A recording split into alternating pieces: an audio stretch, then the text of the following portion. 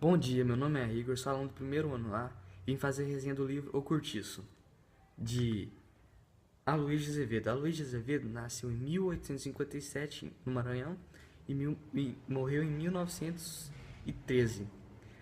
Seus livros têm uma característica porque seus personagens não têm a função muito humana, mas sim personalidade meio que de animal, não tendo a capacidade de viver civilizadamente. O Cortiço conta a história de João Romão, o dono de uma venda, que ficou ambicioso e queria cada vez mais ser mais rico. Com isso, ele roubava pedras e paus para fazer casas de segunda mão, que ele havia comprado nos terrenos, e assim começou o cortiço, vindo pessoas de várias etnias, classes sociais iguais e diferentes culturas. E claro que isso não deu muito certo, pois houve brigas, mortes e traições. Mas voltando para João Romão. João Romão tinha uma mulher, que era uma crioula escrava, que havia se libertado supostamente por ele, com uma carta que ele escreveu, que era falsa. Ela ajudou ele em construir seu império todo. A sua riqueza é ela que ajudou, ela esteve sempre ao seu lado. Mas mudou-se um casal rico para o lado de João Romão, que eram Miranda e sua mulher. Eles eram ricos, porém a mulher de Miranda o traía constantemente. E Miranda não queria se separar de sua mulher. Então eles mudaram-se para um lugar mais isolado, com mais espaço. Mas ele queria mais espaço, Miranda. Então foi falar com João Romão. João Romão falou que não venderia mais espaço, mas que, que compraria o espaço dele, e sendo muito sem educação. Nisso os dois viraram rivais por um determinado tempo.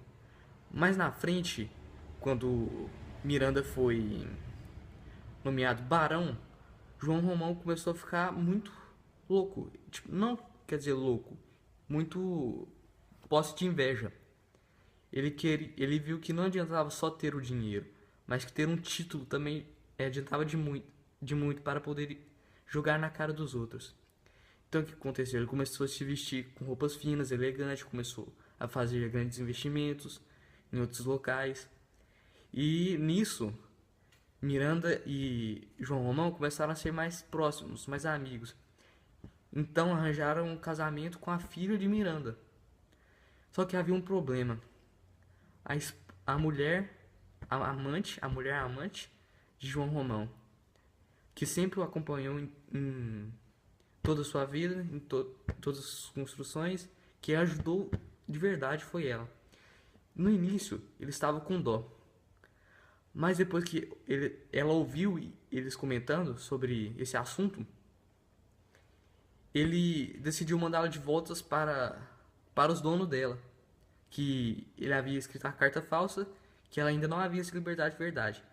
Então, quando foram buscar ela, não posso contar essa parte, mas eu posso pular para outra parte do conto Cortiço. O Cortiço passa no cotidiano de outras pessoas, por exemplo, dois casais de portugueses e dois casais de brasileiros. Lembra quando eu estava falando da briga, das traições? Então, vamos voltar a um cortiço da favela, que era onde tudo acontecia. Então, o casal de portugueses era o Geranino e a Piedade, um casal sério que vivia para trabalhar e se sustentar. E Rita e Firmo, que era um casal brasileiro, mais jogado, aquela coisa que não gosta muito de trabalhar, pelo menos antigamente. E o que acontece? Geranino sente uma atração muito forte por Rita, que é a brasileira, que tem aquele gingado, aquele mulato brasileiro. E Firno, que era o namorado de Rita, começa a perceber isso. Então começa a ficar meio desconfiado de Geranino, até que isso vai levando a brigas. Na primeira briga, Geranino leva a facada e vai para o hospital, fica lá muitos dias, com isso fazendo que Fino e Rita se rompessem, e não sendo mais um casal. Geranino aproveita a oportunidade para ficar com Rita, largando sua esposa Piedade.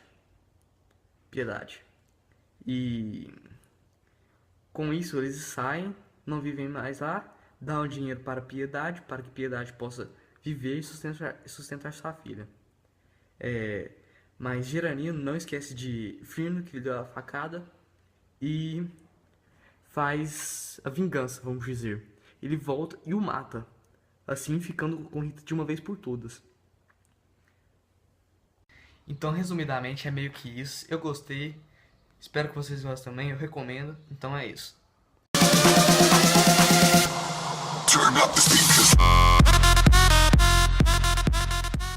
Agora eu vou fazer a resenha do livro Sete Histórias, de Luiz Vilela. Luiz Vilela nasceu em Ituiutaba, Minas Gerais, em 31 de dezembro de 1942.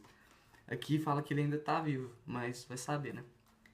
Então, Sete Histórias, na verdade, não é pra contar uma história só, são as sete, né? Acontece que não vai dar pra contar todas as histórias aqui resumindo, porque não dá tempo e não vai ficar muito legal. Então, a intenção desse livro é passar uma mensagem para cada um, para cada texto que ele lê. Por exemplo, um monstro.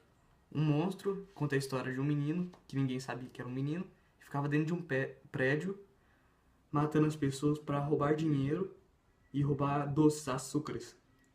E ele não sabia o que ele estava fazendo, se era bom ou ruim. E nisso repercutiu uma enorme mídia. E os jornalistas queriam saber por que eles faziam isso, e quando descobriram, só viu que ele era um menino. E eles ficaram decepcionados com isso. Então isso mostra que realmente quem era o monstro eram jornalistas. E assim, cada história vai passando uma mensagem para cada um. Tem a do bichinho engraçado, que é o cara que cuida um caga do que ele acha. Tem um cara que ele viaja, pega a herança mais cedo e viaja pra fora. Assim, nunca mais vê os pais e vê como ele fez isso e era ruim. E assim vai acontecendo. Então, esse livro, Sete Histórias, conta isso, que é passar uma mensagem para cada. Então, a cada história que você for lendo, você vai descobrindo alguma coisa a mais. Então é isso, valeu. E desse livro eu não gostei muito porque, tipo, não é meu tipo de livro. Então, eu não recomendaria, assim. Mas ele é bom. Se vocês quiserem ler, leiam. Então é isso.